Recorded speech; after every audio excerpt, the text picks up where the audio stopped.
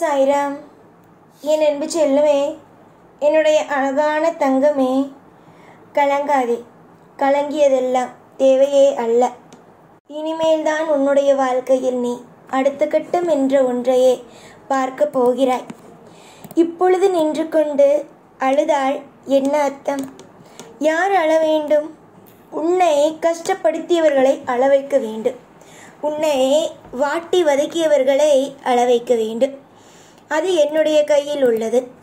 இதை விட்டுவிட்டு நீ எப்போ பார்த்தாலும் எதற்காக நீ கலங்கிக் கொண்டே இருக்கிறாய்?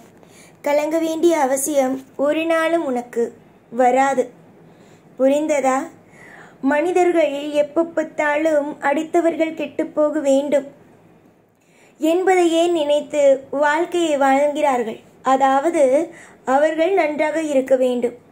ஆனால் மற்றவர்கள் வாழக்கூடாது.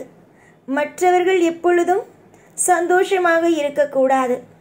தன் பிள்ளைகள், தன்னுடைய குடும்பத்தில் இருப்பவர்கள் மட்டுமே சிறந்த ஒரு ஆளாக இருக்க வேண்டும். இது மட்டும்தான் சிலருடைய எண்ணமாகவே இருக்கிறது.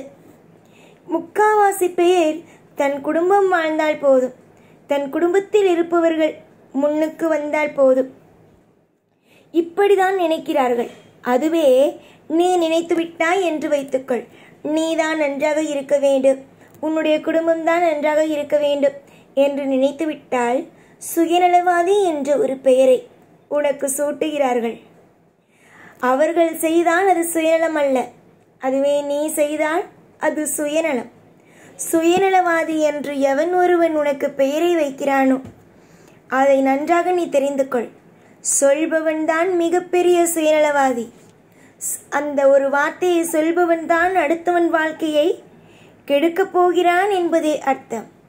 யாராக இருந்தாலும் சரி, அடுத்தவனை வாழவிட வேண்டும். தான் எப்படி இருக்கிறோமோ அது முக்கியமல்ல. மற்றவன் வாழ்க்கையை தன்னால் எப்பொழுதும் கெட்டு போகி வாழ்க்கையை சீரழித்து விடக்கூடாது என்று மற்றவன் எவன் ஒருவன் நினைக்கிறானோ அவன் மட்டுமே வாழ்க்கையில் அடுத்த கட்ட வாழ்க்கைக்குள் போய் ஜெயிப்பான். புரிந்ததா? இப்படி தன் குடும்பம் வாழ வேண்டும். தன்னுடைய சொந்தங்கள், அதாவது அவர்களுக்கு பிடிக்கும் அல்லவா, அவர்கள் மட்டும் வாழ வேண்டும், மற்றவர்கள் எல்லாம் வாழக்கூடாது என்று நினைக்கும் நபர்கள் எப்படி இருந்தாலும் ஒரு நேரம் அல்ல ஒரு நேரம் நிச்சயமாகவே கஷ்டத்தை அனுபவிப்பார்கள். சுயநலம் என்று வார்த்தையை சொல்லிவிட்டு அவர்கள் சுயநலமாக இருந்தால் என்ன, மற்றவர்களுக்கு வேண்டுமானால் தெரியாது, ஆனால் தெய்வங்களுக்கு கண்டிப்பாக எப்படிப்பட்டவர்கள் என்னென்ன விஷயத்தை செய்கிறார்கள் என்பது தெரியும் தானே. யார் ஒருவனுக்கு சந்தோஷத்தை கொடுக்க வேண்டும், யார் ஒருவனுக்கு கஷ்டத்தை கொடுக்க வேண்டும் என்பது ஒரு தெய்வத்திற்கு தெரியும். ஒரு தெய்வம் எந்த அளவுக்கு நிம்மதியாக இருக்கும், எந்த அளவுக்கு ஒரு பிள்ளையை கண்காணித்து கொண்டே இருக்கும், எல்லாமும் இந்த தெய்வத்திற்கு தெரியும். இந்த தெய்வம் ஆகிய நான், இந்த சாய் ஆகிய நான் எல்லா விஷயத்தையும் தெரியாமல் ஒரு விஷயத்தை கொடுக்க மாட்டேன். எல்லா காலத்திலேயும் நேரத்திலேயும் அத்தனை விஷயத்திலேயும் ஒவ்வொன்றையும் கொடுத்து ஒவ்வொரு நிமிஷத்தையும் வாழ வைப்பேன். தொடர் முயற்சிகள் எப்பொழுதும் வெற்றியாக மாறும். ஒரு மனிதன் இன்னொரு மனிதனை கெட்டு போக வேண்டும் என்று நினைக்கிறான் என்றால் அவன் முடிவு செய்து கொள்ள வேண்டும், இன்னும் கொஞ்ச நாளில் நாம் என்ன நினைக்கிறோமோ அது நடக்கும் என்று. அதனால்தான் நல்ல விஷயத்தை பேசினால் நல்லது நடக்கும், தீய விஷயத்தை பேசினாலோ நினைத்தாலோ தீயது நடக்கும் என்பதையே சொல்கிறேன். சாயை நம்பி ஒரு அடி எடுத்து வைத்தவர்கள், சாயை நம்பி ஒவ்வொரு விஷயத்தையும் செய்பவர்கள் நிச்சயமாக அடுத்தடுத்த காலகட்டத்தை நினைத்து பயப்பட வேண்டாம். பொறுமையோடும் நிதானத்தோடும் எந்த விதமான சுப காரியங்களை செய்தாலும் இந்த சாய் நிச்சயமாக வெற்றியடையவே வைப்பேன். வெறுப்புகள் தான். வாழ்க்கையில் நீங்கள் என்ன செய்கிறீர்கள்? ஒழுங்காக சொல்லுங்கள் பார்ப்போம். மற்றவர்கள் என்ன நினைத்தாலும், அவர்கள் என்ன சொன்னாலும் சண்டை வந்துவிடக்கூடாது என்பதற்காக எப்ப பார்த்தாலும் அனுசரித்து போகிறேன் என்பதற்காக உங்களுடைய வாழ்க்கையை நீங்களே மூட்டை கட்டி வைக்கிறீர்கள். மூட்டை கட்டி எல்லாம் வைக்காதீர்கள். எந்த இடத்தில் பேச வேண்டுமோ, எந்த இடத்தில் உன்னுடைய வாழ்க்கைக்காக நீ தலை நிமிர வேண்டுமோ அந்த இடத்தில் தலை நிமிர்ந்து நின்று பேசுவதற்கு முயற்சிகளை எடுங்கள்.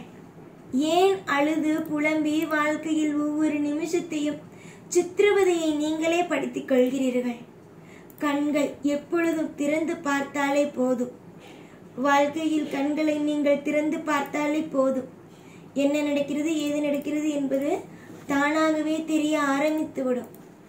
எதிர்பார்த்த சுபமான விஷயமாக இருந்தாலும், நீ என்னென்ன விஷயங்கள் என்னிடம் கேட்டாலும், நீ கேட்டது அனைத்தும் நீ வேண்டுமானால் மறக்கலாம். ஆனால் நான் ஞாபகங்கள் வைத்துக்கொண்டு உனக்கு ஒவ்வொன்றையும் ஒவ்வொரு விதமாகவும் செய்து கொடுத்து கொண்டு உன்னை வாழ வைத்துக் கொண்டு இருக்கிறேன். புரிந்ததா? நம்பினால் எல்லாம் நலமே. நீ என்ன நம்புகிறாயோ அது கிடைத்து விடுமே. வாழ்க்கையில் எல்லா நாளும் சித்திரவதையாகவே இருக்காது. எல்லா நாளுமே அற்புதமாகவே இருக்கும். ஒவ்வொரு காலகட்டத்திலேயும் ஒவ்வொரு விதமான விஷயத்திலேயும் ஒவ்வொரு விதமான மாற்றத்திலேயும் நான் நிச்சயமாகவே துணை இருப்பேன். எனக்கு என்னுடைய பிள்ளைகள் மட்டும்தான் முக்கியம். ஏனென்றால் அவர்கள் என்னை மலை போல நம்புகிறார்கள். அப்படி நம்பும் பிள்ளைகளை ஏமாற்றுவதோ அவர்கள் மனதை காயப்படுத்துவதோ எந்த தெய்வமும் எந்த தாயின் தகப்பனும் செய்ய மாட்டார்கள். நீ புலம்பியதோ, நீ கண்ணீரை சிந்தியதோ போதும். சிரித்து சந்தோஷமாக சிறப்பாக வாழ்க்கையை நீ வாழ்வாய் என்பதில் எந்த சின்ன விதமான ஒரு கசப்பான விஷயங்களோ கிடையாது. இன்று உனக்கு சில வாக்குறுதிகளை கொடுக்கிறேன். இந்த வாக்குறுதியை கடைசி வரைக்கும் உனக்காக செய்வேனா இல்லை ஏமாற்றுவேனா என்றெல்லாம் நினைக்காதே. எவ்வளவு பெரிய விஷயமாக இருந்தாலும் உனக்காக இங்கு நான் ஒவ்வொன்றையும் செய்து கொடுத்து கொண்டே இருப்பேன். நலமும் வளமும் எல்லா விதமான ஐஸ்வர்யங்களையும் பெற்று பெருவாழ்வு வாழ்வது உறுதி. நல்லதே செய்வேன். மறந்து விடாதே. எப்பொழுதும் உன் கூட இருந்து உன்னை வாழ வைத்து அழகு பார்ப்பேன். இந்த சாய்நான். ஓம் சாய்ராம்.